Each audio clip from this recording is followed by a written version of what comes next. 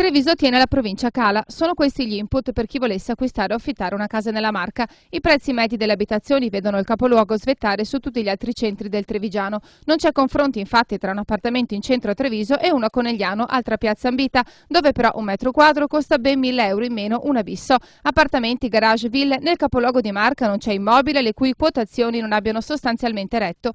L'esito è contenuto nei dati dell'osservatorio immobiliare stilato dall'Agenzia del Territorio. Si tratta dei prezzi medi riferiti al primo semestre 2009, periodo durante il quale un appartamento dentro mura a Treviso è costato 3.700 euro al metro quadro, 4.100 per una villa.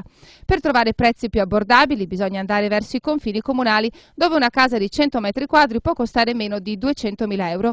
Per chi volesse andare in affitto la storia non cambia. A distanza di pochi chilometri il capoluogo è spaccato in due. Per 100 metri quadri si pagano quasi 1.400 euro al mese, fuori i padroni si accontentano di 800 euro. Altra piazza calda è Conegliano. Qui si va dai 2.700 euro al metro quadro per un appartamento centrale ai 3.400 per una villa d'epoca, 1.000 euro in meno per chi si accontenta dalla periferia. Castelfranco Veneto si attesta qualche punto percentuale sotto Conegliano, affiancata da Oderzio e Mogliano. Più staccate dalle altre città si trovano Montebelluna e Vittorio Veneto, con quest'ultima che tra le città di Marca risulta essere la più economica. Bastano infatti 1.900 euro per un appartamento in centro, 2.050 per una casa. Anche gli affitti segnano un netto calo rispetto agli altri comuni.